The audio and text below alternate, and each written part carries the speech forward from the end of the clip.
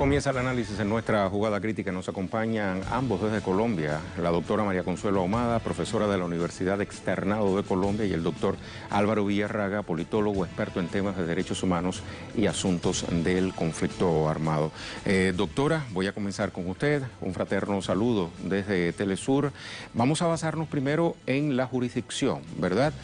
¿Qué plantea o en qué principios se basa el Estado colombiano y sobre cuáles se está basando el gobierno del presidente Duque para darle luz verde a este arribo de la misión estadounidense a territorio colombiano? Buenos días, Rey.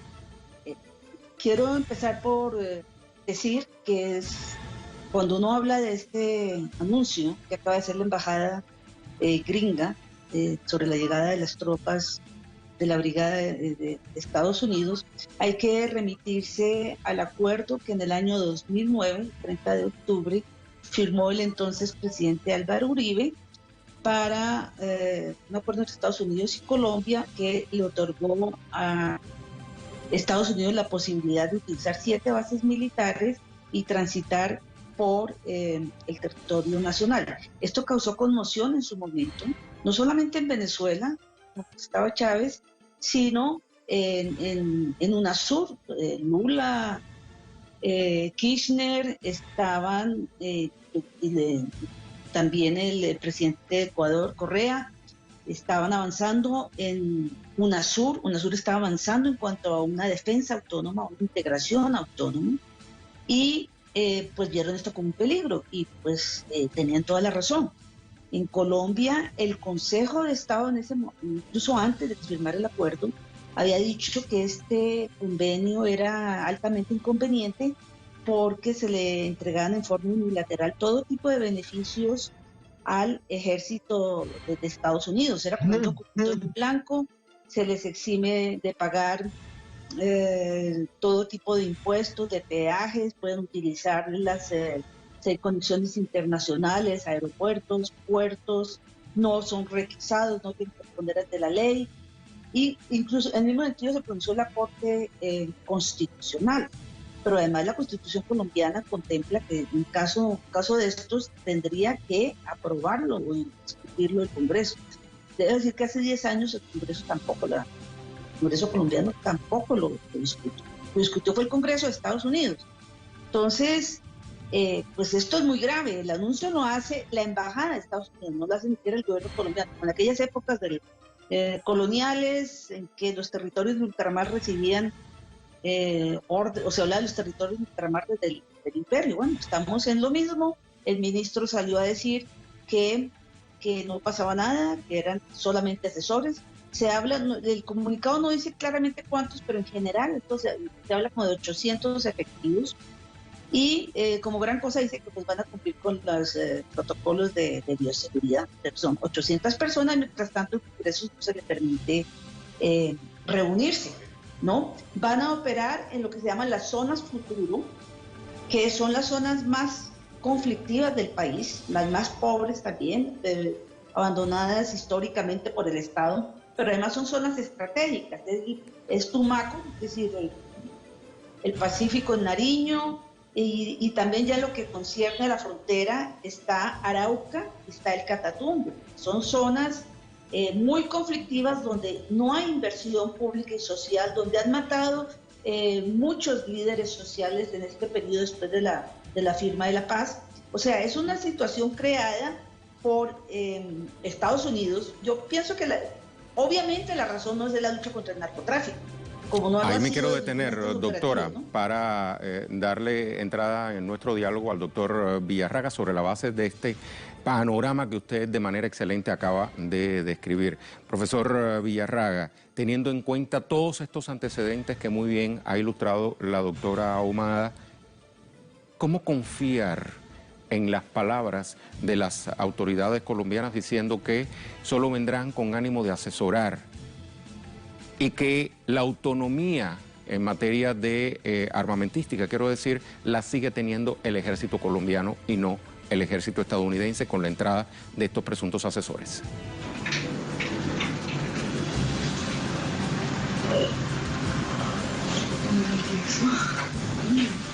Parece que hemos perdido la comunicación con el doctor Villarraga. Entonces, la misma pregunta se la voy a formular a la doctora María Consuelo Ahumada, con quien venía dialogando. Doctora, tiene la palabra. Bueno, yo le señalaba que pues, la verdadera causa, no, por supuesto, no hay ningún control por parte del ejército colombiano, ni siquiera el anuncio lo hace el gobierno colombiano, ¿sí? Realmente es una farsa propia de un país colonial, ¿no?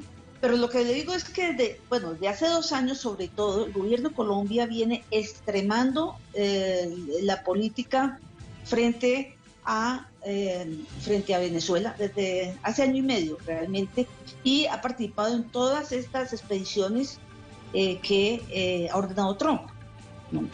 Claramente eso ha sido así, la incursión del 3 de mayo y todo esto, son incursiones que no podemos dejar de mencionar.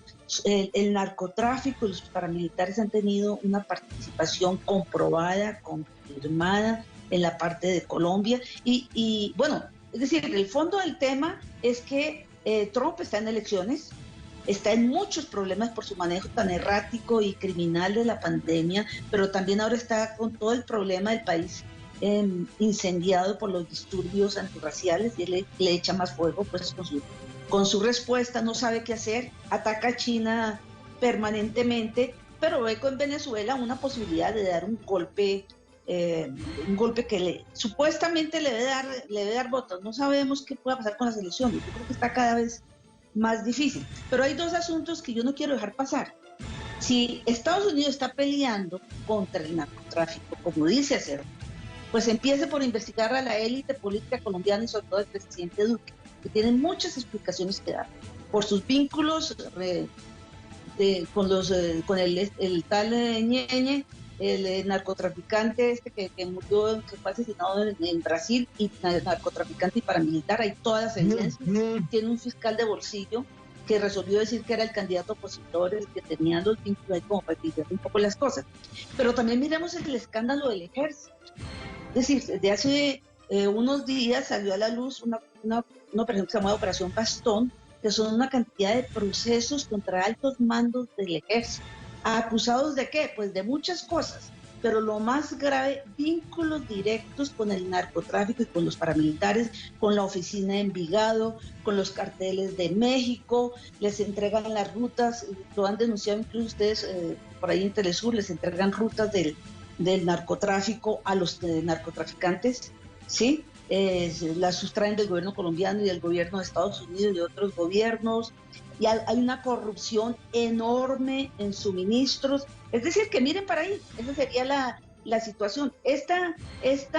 Digamos, este anuncio, se supone que empezaba hoy, pero ya estaban por lo menos desde la semana pasada, si no antes, los soldados, ha generado todo un rechazo de los sectores democráticos del país, de la región, y esperamos que del mundo, porque es gravísima la actitud del gobierno colombiano en plena Una actitud, además, en plena pandemia, como bien acaba de decir, doctora, y con esto último que acaba de mencionar, esos últimos 2 hechos, la llamada ñeñe política y por otro lado la operación Bastón, que nos da muy buen contexto, le crea como cierto rabo de paja al gobierno del presidente Duque para que entonces Estados Unidos avance con una operación de esta naturaleza. Me cuentan que ya tenemos en línea nuevamente al doctor Villarraga. Doctor Villarraga, bienvenido a nuestra jugada crítica de hoy. La doctora María Consuelo Ahumada ha dado un excelente panorama de cuál es la Colombia de hoy y en medio de esa Colombia cómo se pacta por parte de las autoridades colombianas con el Comando Sur de Estados Unidos, pero además quien da el anuncio es Estados Unidos. Colombia reacciona a las reacciones tras el anuncio. Me refiero a Colombia, hablando de las autoridades, no dan la información las autoridades colombianas. ¿Usted cómo lo observa?